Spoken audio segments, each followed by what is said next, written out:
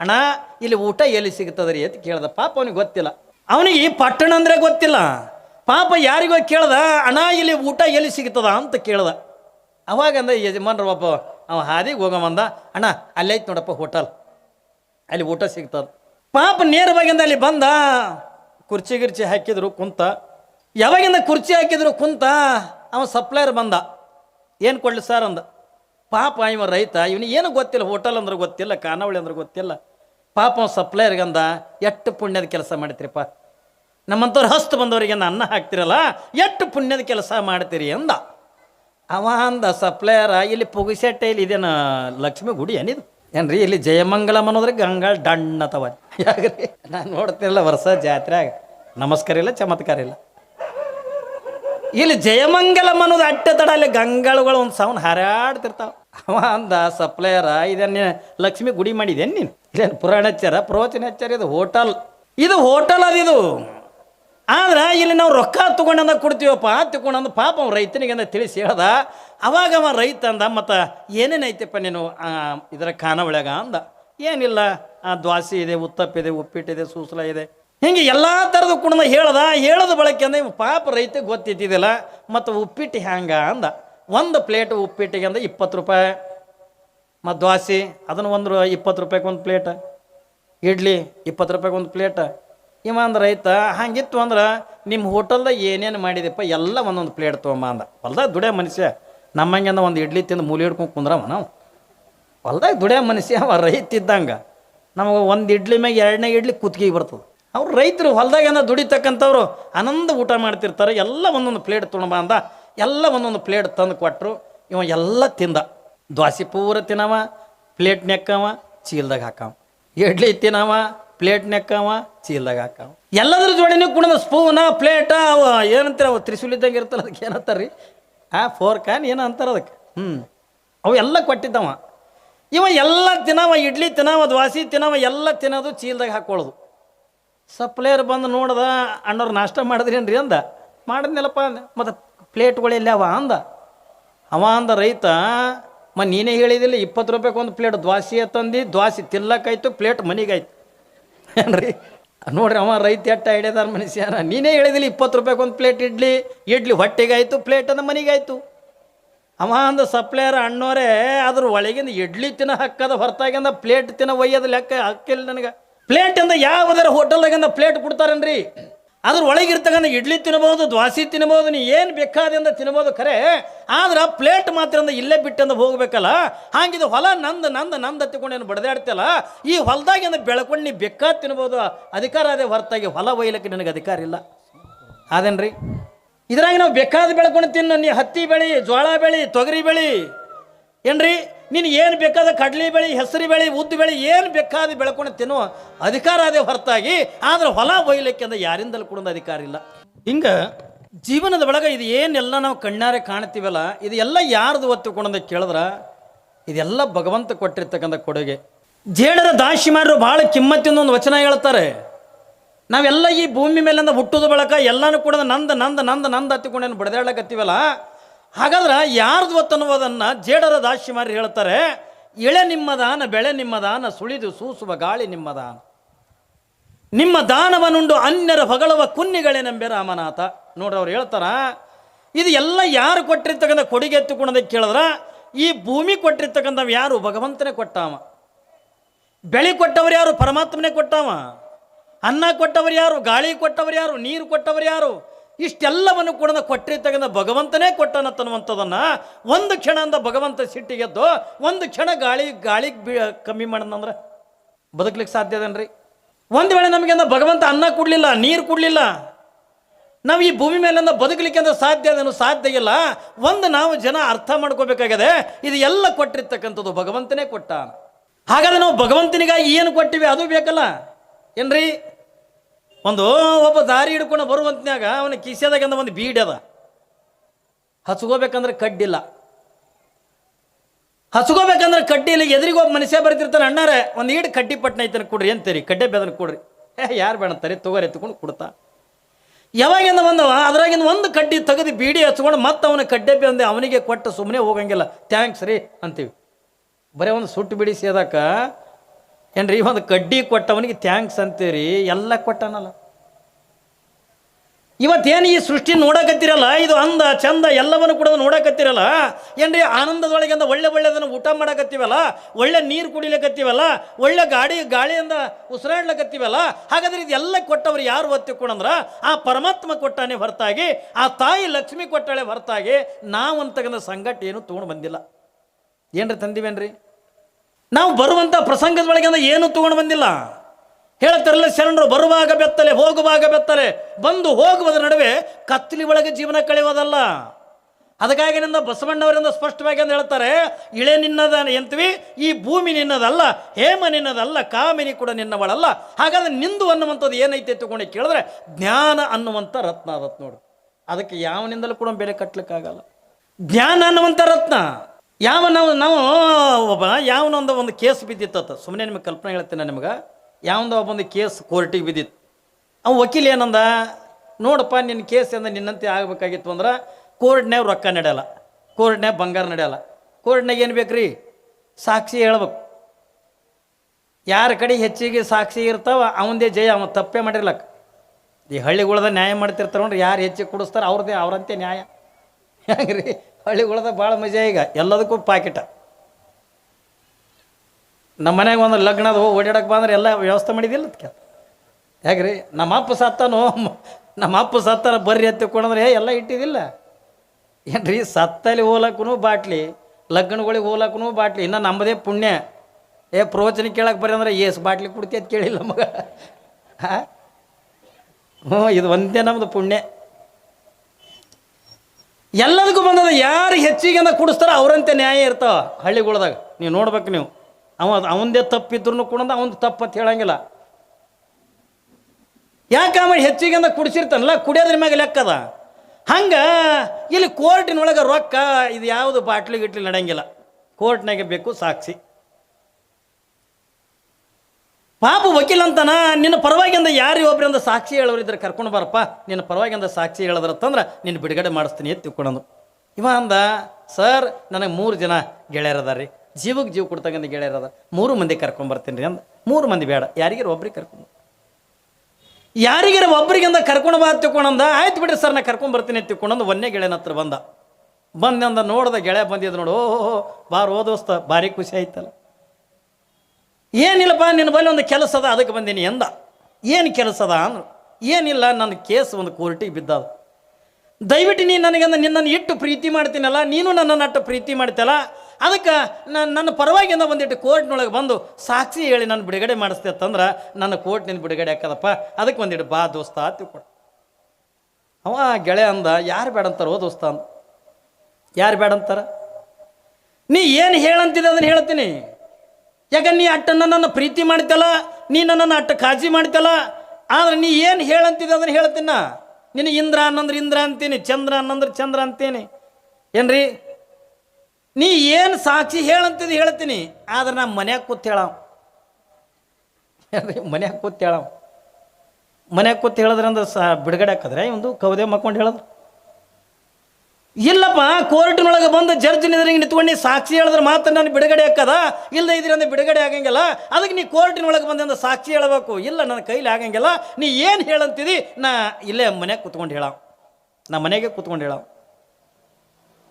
ಮತ್ತು ಮನೆಗೆ ಕೂತ್ ಹೇಳಿದ್ರೆ ಒಂದು ಹೆಂಗೆ ಬಿಡುಗಡೆ ಹಾಕದ, ಆಯ್ತು ಬಿಡಪ್ಪ ಮತ್ತು ನಿನ್ನ ತೊಗೊಂಡು ಏನು ಮಾಡ್ಲಿ ತಿಳ್ಕೊಂಡೊಂದು ಬಿಟ್ಟ. 2ನೇ ಗೆಳೆಯನ ಹತ್ರ ಬಾದ, ಹೋಗಿ ಅವನಿದ್ರಿಗೆ ಕಣ್ಣೀರು ಹಾಕ್ಲಿಕ್ಕತ್ತ.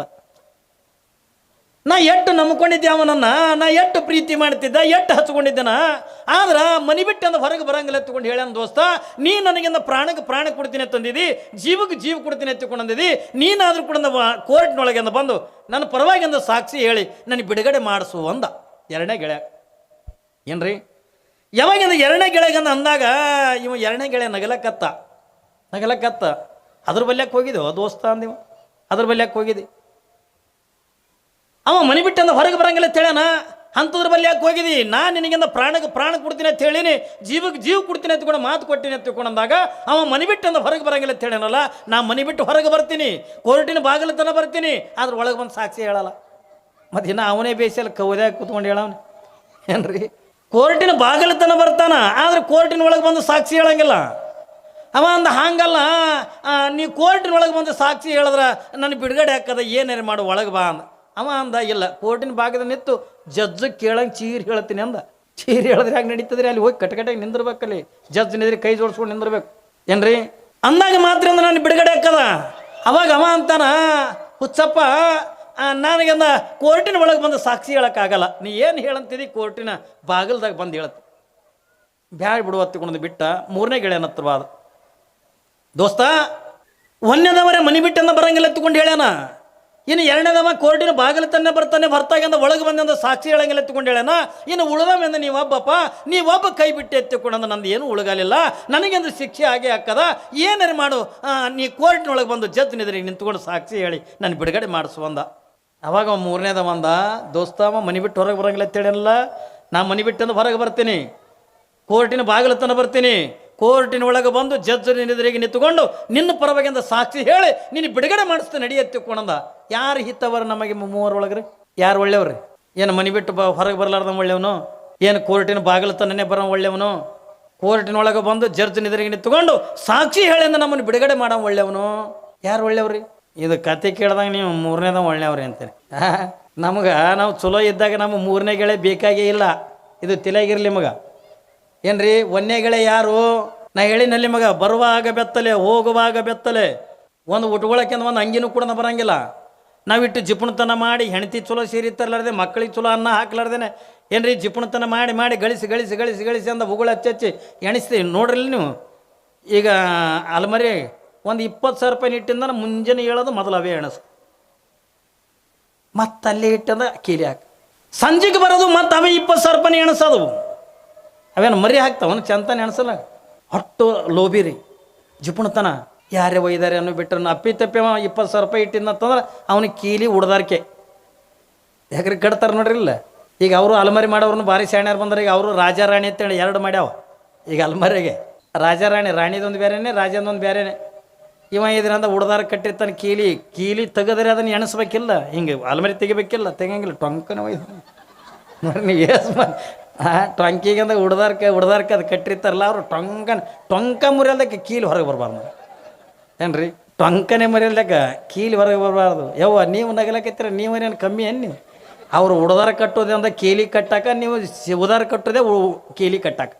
ನೀವು ಕೊಳ್ಳಾಗ ಅಂದ್ರೆ ನಿಂಗದಕಾಯಿ ಹಾಕೊಂಡಿರ್ತಿಲ್ಲ, ಒಳಗೆ ಲಿಂಗ್ ಇರಲ್ಲ, ಬರೀ ಶಿವದಾರ, ಅದಕ್ಕೆ ಚಾವಿ ಕಟ್ಟೋದು. ನಿಮ್ಮ ರಾಣಿ ಅಲ್ಮರಿ ಇರ್ತಾರೆ ನೀವು ಯಾರ್ರಿ, ಕೂತಿಗಿನ ಒಯ್ಯೋದು ಹೆಡಕ್ಕೆ ಮುರಿಯಲ್ದಕ್ಕೆ ನಮ್ಮದು ಕೀಲಿ ಹೊರಗೆ ಬರ್ಬಾರ್ದು.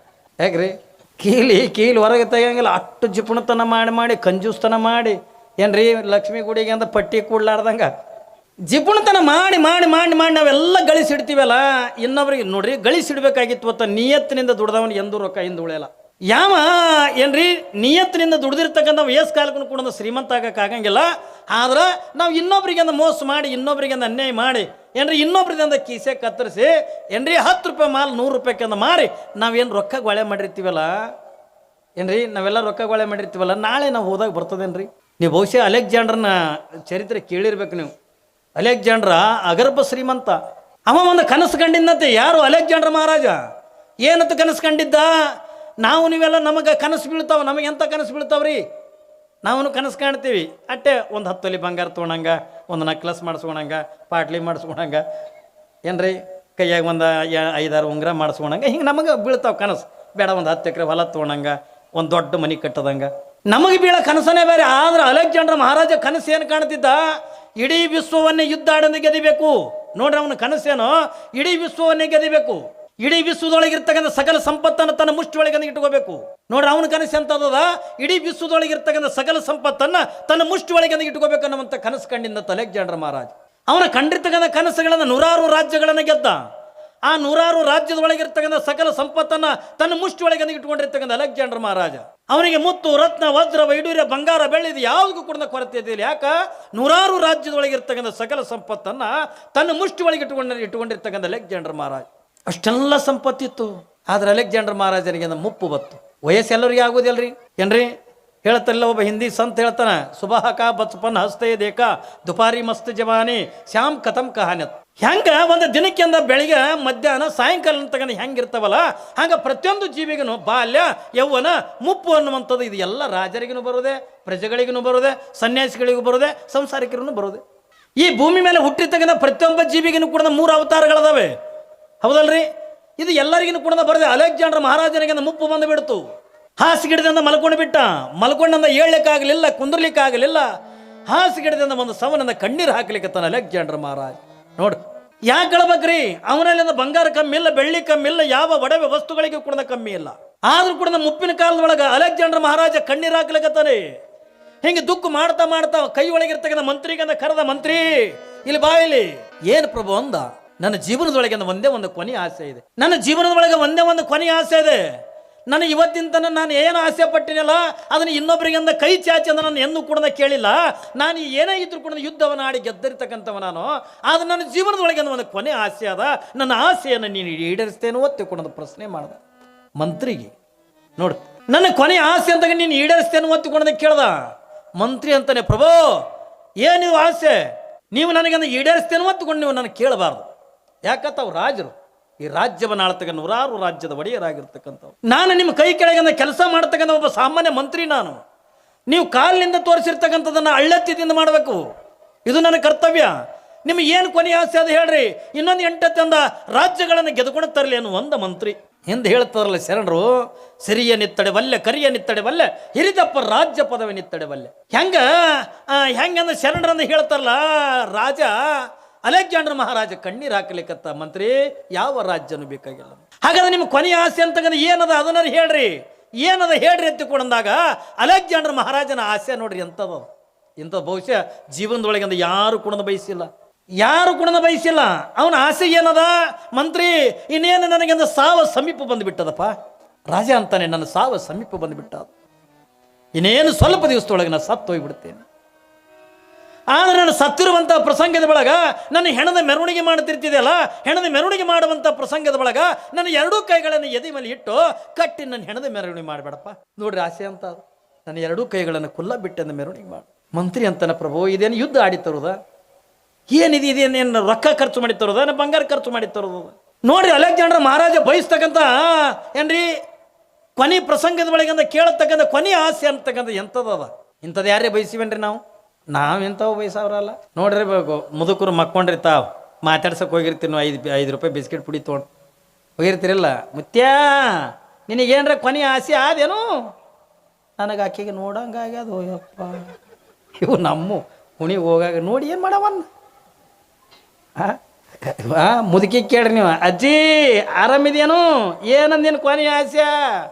ಏನಿಲ್ಲವ್ವ ನಾ ಹೊಂಟ್ಯ, ಮುದುಕನ್ ಯಾರು ನೋಡ್ತಾರ, ನೀವು ಆದ ಬಳಿಕ ಯಾರೇ ನೋಡ್ಕೋತಾರ ಪಾಪ. ಯಾಕ್ರಿ ಇಂಥವ್ರು ಕಂಡೆ ಶರಣರೊಂದು ವಚನ ಬಾರದು, ಹಾವಿನ ಬಾಯಿಯೊಳ ಕಪ್ಪೆ ಹಸಿದ ಹಾರವ ನೊಣಕ್ಕೆ ಆಸೆ ಮಾಡುವಂತೆ, ಶೂಲವನೇರುವ ಕಳ್ಳ ಹಾಲು ತುಪ್ಪವನ್ನುಂಡು ಮೇಲೆ ನೇ ಸುಖ ಬದುಕುವನ. ಒಂದು ಹಾವ ಕಪ್ಪಿ ನುಂಗಕತ್ತದ, ಎಕಡಿದು ನುಂಗಾಕತ್ತದ, ಬಾಲದ ಕಡಿದು ನುಂಗಾಕತ್ತದ, ಇಡೀ ಶರೀರ ಎಲ್ಲಾನು ಕೂಡ ನುಂಗಿ ಬಿಟ್ಟದ.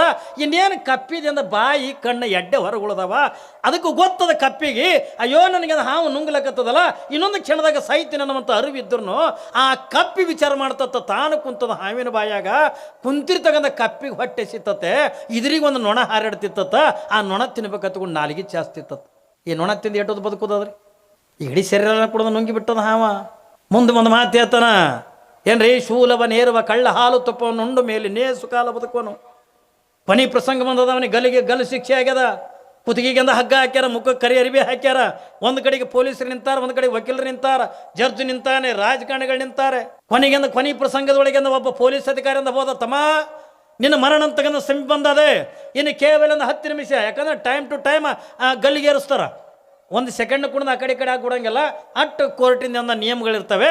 ಅದಕ್ಕಿಂತ 10 ನಿಮಿಷದಿಂದ ಟೈಮ್ ಉಳಿದದ, ನಿನ್ನ ಜೀವನದೊಳಗಿಂದ ಕೊನೆ ಆಸೆ ಏನದ ಹತ್ಕೊಂಡು ಕೇಳಿದ್ರು. ಅವ ಹೇಳಬೇಕಾಗಿತ್ತು, ಸರ್ 10 ನಿಮಿಷದಿಂದ ಟೈಮ್ ಇದ್ರೆ ನಾನು ಲಕ್ಷ್ಮೀ ತಾಯಿ ದರ್ಶನ ತೊಗೊಂಡು ಬರ್ತೀನಿ. ಒಂದು 10 ನಿಮಿಷದಿಂದ ಟೈಮ್ ಇದ್ರೆ ನಾನು ಹೋಗಿ 4 ನುಡಿ ಮಾತು ನೋಡಿ ಕಿವ್ಯಾಗಿಂದ ಹಾಕೊಂಡು ಬರ್ತೀನಿ. ಯಾವುದು ಕೂಡ ಇದು ಬರಲಿಲ್ಲ ಅವನ ತಲೆಯಾಗ. ಏನಂದನವ, ತಮ್ಮ ಇನ್ನು 10 ನಿಮಿಷದಿಂದ ಏನ್ರಿ ನಿನ್ನ ಮರಣ ಅಂತಕ್ಕಂಥ ಉಳಿದದೆ, ನಿನ್ನ ಜೀವನದ ಕೊನೆ ಆಸೆ ಏನದ ಹತ್ಕೊಂಡಾಗ, ಸರ್ ನನಗೆ ಹಾಲ ತುಪ್ಪ ಒಣಗಾಗಿದ್ರಿ ಅಂದ. ಕುಸ್ತಿ ಹಿಡಿಯವನ್ರಿ ಏನ್ರಿ, ಕುಸ್ತಿ ಹಿಡಿತಾನೇನ್ರಿ. ನಮ್ಮಲ್ಲಿ ಒಂದಕ್ಕೆ ಮಾತು ಕಟ್ಟಾಗಿದ್ದು, ಮಾತು ಕಟ್ಟಾಗ್ಯಾವ, ಅಂಗಳಕ್ಕೆ ತಂದಾಕ್ಯಾವ. ನಾವೆಲ್ಲ ನೀವು ಬೇಕಂದ್ರೆ 10 ಅಂತಸ್ತು ಬಿಲ್ಡಿಂಗ್ ಕಟ್ಟಿದ್ರು ಕೂಡ ತಂದು ಹಾಕೋದು ಅಲ್ಲೇ. ಯಾರು ಏನ್ರಿ ರಾಜಕಾರಣಿ ಇರಲಿ ಸ್ವಾಮಿ ಇರಲಿ ಯಾವನೇ ಎಲ್ಲರಿಗೆ ತಂದು ಹಾಕೋದು ಅಲ್ಲೇ. ಅಪ್ಪಿ ತಪ್ಪಿ ಗಾದಿ ಮ್ಯಾಗ ಸತ್ರದ ಗಾದಿ ಒಗಿಬೇಕಾಕ್ಕದಲ್ಲ. ನೋಡುವಾಗ ಎಷ್ಟು ಮಜಾ ಸಂಸಾರಿಕರ ಜೀವನದಾಗ. ಅಪ್ಪಿ ತಪ್ಪಿ ಅಂದ ಹಾಸಿಗೆ ಮ್ಯಾಗ ಸತ್ರಂದ ಹಾಸಿಗೆ ಒಗಿಬೇಕಾಕ್ಕದ, ಅವ್ನು ಹೊಚ್ಕೊಂಡಿದ್ದಿಂದ ಒಗಿಬೇಕಾಕ್ಕದ, ಎಲ್ಲನೇ ಒಗಿತಾರ. ಅವನು ಬಟ್ಟೆ ಬರೀ ಎಲ್ಲ ಒಗಿತಾರೆ. ಅದು ಸತ್ತದ ಅದ್ರ ಬಟ್ಟೆಗೆ ತೆಗಿರಿ ಎಲ್ಲ ತೆಗಿರಿ. ಅವ ಗಳಿಸಿದ ಆಸ್ತಿ ಅವರ ಒಗದಿದ್ದು ನೋಡ್ರಿ ಏನ್ರಿ. ಅವ ಗಳಿಸಿದ ರೊಕ್ಕ ಆಗೀಕ ನಿಮ್ಮದೇ ಅಲ್ಲ. ಈಗ ಅಪ್ಪಿ ತಪ್ಪಿ ನಾನೇ ಸತ್ನೇ ತಿಳ್ಕೊ, ಮೊದಲು ಹುಡುಕಾಡೋದೆ ನನಗೆ ಕೀಲಿ ಭಕ್ತರು ನನ್ನೇ ಏನ್ರಿ ಬರೀ ಅದನ್ನೇ ಏನ್ರಿ. ಇದು ಯಾವುದು ನಾ ಹೇಳಕತ್ತೀನಲ್ಲಿ ನಿಮಗೆ, ಸ್ವಾಮಿ ಇರಲಿ ಸಂಸಾರ ಇರಲಿ ಯಾರು ಇದ್ರು ಕುಣದು ಯಾರು ಜೀವನದೊಳಗೆ ಏನನ್ನು ಕುಣದು ತೊಗೊಂಡು ಹೋಗ್ಲಿಕ್ಕಿಂದ ಆಗಂಗಿಲ್ಲ. ಪಾಪ ಇದಕ್ಕಿಂದ ಅಂಗಳಕ್ಕೆ ತಂದು ಹಾಕ್ಯಾರ. ಇನ್ನು ಒಳಗೆ ಸತ್ತಂದ್ರೆ ಗಾದಿ ಒಗಿಬೇಕಾಕ್ಕದ ತಂದು ಅಂಗಳಕ್ಕೆ ಹಾಕ್ಯಾರ. ಇದಕ್ಕೆ ಮಾತು ಕಟ್ಟಾಗ ಸುಮ್ಮ ಹಾಕ್ಕೋಬೇಕಿಲ್ಲ, ಮುದಕ್ಕೆ ಸುಮ್ಮ ಹಾಕ್ಕೊಳ್ಳಿಲ್ಲ. ಎಲ್ಲ ಹೆಣ್ಮಕ್ಳು ಬಂದಾರ. ಇನ್ನೇನು ನಮ್ಮ ಅಪ್ಪ ಉಳಿಯಂಗಿಲ್ಲ. ನಮ್ಮ ಅಪ್ಪಗಂದ ಏನ್ರಿ ಮಾತು ಕಟ್ಟಾಗ ಇನ್ನೇನು ಉಳಿತಾನ. ಈಗ ಕೊನೆಯದಾಗ ಅಪ್ಪನ ಸೇವೆ ಮಾಡೋದ್ರೈತೆ, ಅಪ್ಪನ ನೋಡೋದ್ರೈತೆ, ಅಪ್ಪಗೆ ಮಾತಾಡ್ಸೋದ್ರೈತೆ ತಿಳ್ಕೊಂಡು ಪಾಪ ಎಲ್ಲ ಹೆಣ್ಮಕ್ಳು ಬಂದಾವ. ಗಂಡಸು ಮಕ್ಕಳೆಲ್ಲ ಸುತ್ತ ಅದಾರ. ಈ ಪಾಪವೆಲ್ಲ ಹೆಣ್ಮಕ್ಳು ಬಂದು ಯಪ್ಪ ನನಗೆ ಕೂನ ಹಿಡ್ದೇನು, ನಾ ಮಲ್ಲವ್ ಬಂದೀನಿ ಮಲ್ಲವ. ಆ ಮಗನಿಗೆ ಮಲ್ಲವನ ಕಡೆ ಲಕ್ಷ್ಯನೇ ಇಲ್ಲ. ಆ ಬಾಗಿಲ ಕಡೆ ಕೈ ಮಾಡ್ಲಕತ್ತಾನ, ಮಾಡ್ಲಕತ್ತಾನ ತಲಬಾಗಿಲ ಕಡೆ ಕೈ ಮಾಡಿ. ಇವು ಹೆಣ್ಮಕ್ಳು ಮಾತಾಡ್ಸಲ್ಕತ್ತವ, ಯಪ್ಪ ನಾ ಬಂದಿನಿ ಬಸವ. ಅವ ಒಟ್ಟು ತಲಬಾಳ